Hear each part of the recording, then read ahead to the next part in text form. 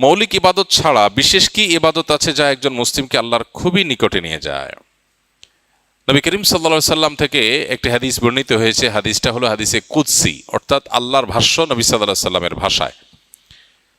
হাদিসটি বেশ প্রসিদ্ধ, সহিহ বুখারী সহ বিভিন্ন হাদিসের কিতাবে বর্ণিত হয়েছে। নবী সাল্লাল্লাহু আলাইহি সাল্লাম ইরশাদ করেছেন যে আল্লাহ রাব্বুল আলামিন বলেছেন তাকে, আল্লাহ বলছেন, মা তাকাররাবা ইলাইয়া আবদুন বিশাইইন আহাব্বু ইলাইয়া মিম্মা আফতারাতু আলাইহি। অর্থাৎ আল্লাহ বলছেন যে বান্দার প্রতি আমি যে আমলগুলোকে ফরজ করে দিয়েছি, যেমন 5 ওয়াক্ত নামাজ পড়া ফরজ, পর্দার বিধান মেনে চলা ফরজ, হালাল উপার্জন করা ফরজ। ফরজ যে কাজগুলো আল্লাহ বলছেন যে তিনি যেগুলো বান্দার উপর অপরিহার্য করে দিয়েছেন, এইগুলোর মাধ্যমে বান্দা আল্লাহর নৈকট্য লাভ করে। আল্লাহর নৈকট্য লাভের, আল্লাহর প্রিয় পাত্র হওয়ার, আল্লাহর প্রিয়জন হওয়ার সবচাইতে নিকটতম উপায় হলো, সবচেয়ে কার্যকর উপায় হলো ফরজ আমলগুলো করা। হাদিসের শেষ অংশে এসে বলেছেন, ওমা ইয়াজালু আবদি ইয়াতাকাররাবু ইলাইয়া বিন নওয়াফিল। আর ফরজ আমলের পর বান্দা যখন নফল আমল করতে থাকে, তখন নফল আমলগুলো করতে করতে করতে করতে বান্দা আল্লাহর অনেক বেশি নৈকট্য অর্জন করতে পারে।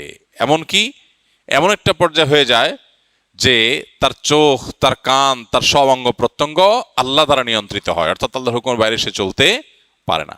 তো এই জন্য আল্লাহর নৈকট্য লাভের জন্য আমাদের উচিত ফরজ আমলগুলোকে সবচেয়ে গুরুত্বের সাথে করা। আর দ্বিতীয়ত কাজ হলো নফল আমলগুলোকে খুঁটে খুঁটে করা। নামাজের মধ্যে নফল আমল আছে, রোজার মধ্যে নফল রোজা আছে, দানের মধ্যে নফল দান আছে। প্রত্যেকটা ইবাদতেরই যেগুলোর ফরজ ফরম্যাট আছে, এই সবগুলোর আবার আরেকটা ফরম্যাট আছে, সেটা হলো কি ফরম্যাট? নফল ফরম্যাট। একটা হলো ম্যান্ডেটরি করতেই হবে ফরজ ফরম্যাট, আরেকটা হলো করলে সওয়াব হবে, না করলে গুনাহ নেই। তো ফরজ ফরম্যাট ছাড়া নফল ফরম্যাট দিয়ে তো প্রিয়পাত্র হওয়ার সুযোগ নেই। একজন কোনো অফিসে জব করেন, তিনি অফিস মালিকের প্রিয় পাত্র হতে হলে অফিসের যে মেইন ডিউটি 9টা to 5টা, এটা তো তাকে করতেই হবে। এই ডিউটিতে যদি ফাঁকি দেয়, তাহলে কি অফিস মালিকের, অফিস কর্তৃপক্ষের তিনি প্রিয়পাত্র হতে পারবেন? মূল ডিউটি তাকে পালন করতেই হবে। এর পাশাপাশি তিনি যদি আরও আগে আসেন, সবার পরে যান, আরও বিষয় দেখভাল করেন, তখন তিনি আরও প্রিয়পাত্র হয়ে উঠবেন। ঠিক একইভাবে 5 ওয়াক্ত নামাজ না পড়লে কি আল্লাহর প্রিয়পাত্র হওয়ার সুযোগ নাই? অনেকে দেখবেন আজকাল দাবি করে সে তারা আল্লাহর ওলি হয়ে যাচ্ছে, ওলি হওয়ার পথে যাচ্ছে, নামাজের খবর নাই, ফরজের খবর নাই। তো ফরজগুলো ঠিক রাখলেন, এর পাশাপাশি আপনি সাধ্য অনুযায়ী তাহাজ্জুদ, তারপর সালাতুল ইশরাক, সালাতুদ দুহা, মসজিদে ঢুকার নামাজ, ওজুর নামাজ, এগুলো পড়লেন, তখন আল্লাহর আরো প্রিয়পাত্র হলেন। দানের ক্ষেত্রে যাকাত বছরে একবার, এটা আপনার সম্পদের উপর অপরিহার্য। এর পাশাপাশি আপনি যদি নফল দান করেন, মসজিদে, মাদ্রাসায়, গরিব দুঃখীকে, আত্মীয় স্বজনকে, প্রতিবেশীকে, অভাবী মানুষকে, তাহলে এর মাধ্যমে আল্লাহর আরো প্রিয়পাত্র হয়ে উঠতে পারবেন। তো এই জন্য দ্বিমুখী বা দুই দিককার প্রচেষ্টা, এটি যদি আমাদের চলতে থাকে, ইনশাআল্লাহ আল্লাহ তাআলা আমাদেরকে তার নৈকট্য লাভ করার তৌফিক দান করবেন। কোন গুনাহে আল্লাহ বান্দার দিক থেকে মুখ ফিরিয়ে নেন? এই বিষয়ে প্রসিদ্ধ একটা হাদিস আছে। নবী সাল্লাল্লাহু আলাইহি ওয়াসাল্লাম বলেছেন, 3 ব্যক্তি এমন আছেন যাদের সাথে কিয়ামতের দিন আল্লাহ কথা বলবেন না, তাদেরকে আল্লাহ তাআলা পবিত্র করবেন না। এই মানুষগুলো যাদের থেকে আল্লাহ তাআলা মুখ ফিরিয়ে নেবেন, তাদের সাথে আল্লাহ কথা বলবেন না, তাদেরকে আল্লাহ পবিত্র করবেন না, সেই মানুষগুলোর মধ্যে একজন হলেন ওই পুরুষ, যে পুরুষ টাকনুর নিচে পোশাক পরে। পোশাক পরে বলতে যে পোশাক উপরের দিক থেকে যায় সেটা টাকনুর নিচে পরে, প্যান্ট, পাজামা, চাদর, লুঙ্গি, জুব্বা, জামা, এগুলো। মুজা যেটা থাকেই নিচে, নিচ দিক থেকে পরা হয়, ওইটার কথা ভিন্ন। তো এই যে মুসবিল যে ব্যক্তি টাকনুর নিচে প্যান্ট, পাজামা, লুঙ্গি ইত্যাদি পরে, এই ব্যক্তি, তার সাথে আল্লাহ কিয়ামতের দিন কথাও বলবেন না এবং তার দিকে আল্লাহ তাকাবেনও না, তাকে আল্লাহ পবিত্রও করবেন না। এই 3টা ভয়াবহতা এই ব্যক্তির জন্য আছে, যে ব্যক্তি টাকনুর নিচে প্যান্ট, পাজামা, লুঙ্গি পরে। আমাদের দেশে অনেকে আছেন মসজিদে নামাজ পড়তে আসলে তখন প্যান্ট ভাঁজ করে। অনেক মসজিদে মুয়াজ্জিনরা মাইকে বলেনও যে টাকনুর নিচে যাদের প্যান্ট আছে প্যান্টগুলো উঠায় নেন। নামাজের জন্য এই কথা কেন বলবেন? এই সম্পর্কে একটা জয়ীফ হাদিস আছে যে মুসবিল ইজারে নামাজ কবুল হয় না। হাদিসটা সহিহ সূত্রে বর্ণিত না। বিশুদ্ধ হাদিসগুলো সবগুলো হলো কমন এবং জেনারেল, সব সময়ের জন্য এটা প্রযোজ্য যে পুরুষ মানুষ টাকনুর নিচে পোশাক পরবে না। এখন বৈজ্ঞানিক গবেষণা বলছে যে এটা পুরুষের জন্য ক্ষতিকর। যাই হোক, সেটা গবেষণা কি প্রমাণ হয়েছে এটা বড় কথা না, বড় কথা হলো নবী সাল্লাল্লাহু আলাইহি ওয়াসাল্লাম নিষেধ করেছেন, বাস শেষ।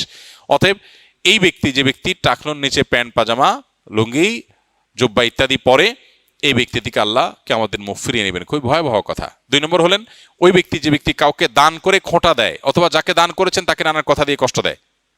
দান করেছেন, আল্লাহর কাছে আশা করবেন এর বিনিময়, যাকে দান করেছেন তার সাথে আপনার কোনো আলাপ থাকবে না। দান করে খোঁটা দিলেন, কষ্ট দিলেন, খোঁচা মেরে কথা বললেন, এগুলো বললে আপনি আল্লাহ তাআলার দৃষ্টি থেকে সরে যাবেন কিয়ামতের ময়দানে। নাম্বার 3, ওই ব্যবসায়ী, যেই ব্যবসায়ী তার পণ্য বিক্রি করতে গিয়ে মিথ্যা শপথ করে।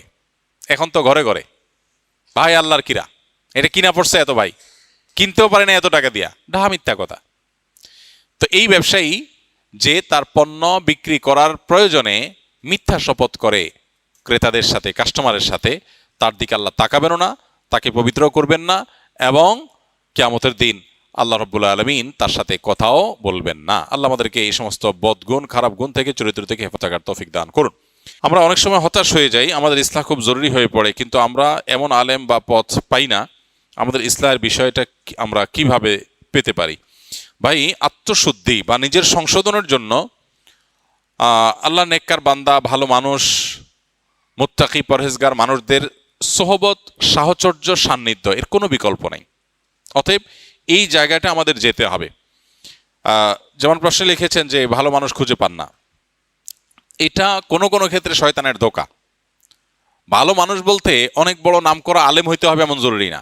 সমাজে অনেক সাদামাঠা মানুষ আছেন, হয়তো গতানুগতিক সকল আলেম না, হুজুর না, কিন্তু লোকটা নেককার, তিনি হালাল হারাম মেনটেন করেন, আল্লাহর ভয় তার মধ্যে আছে।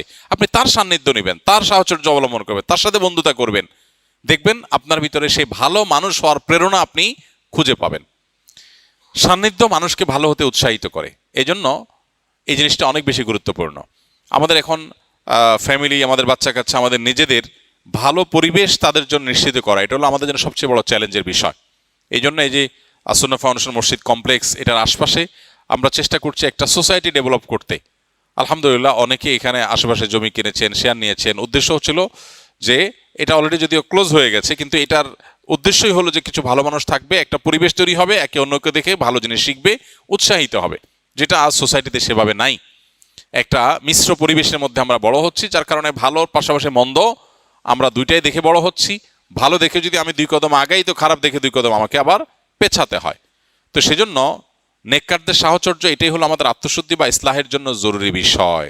যেখানে যার ভিতরে যে নেক জিনিস আছে সেটা গ্রহণ করার চেষ্টা করবেন। গুনাহমুক্ত পরিবেশ, তাকওয়ার পরিবেশে যাওয়ার জন্য সর্বোচ্চ ছাড় দিবেন ইনশাআল্লাহ। আল্লাহ তাআলা আত্মশুদ্ধির পথে আমাদেরকে নিয়ে যাবে।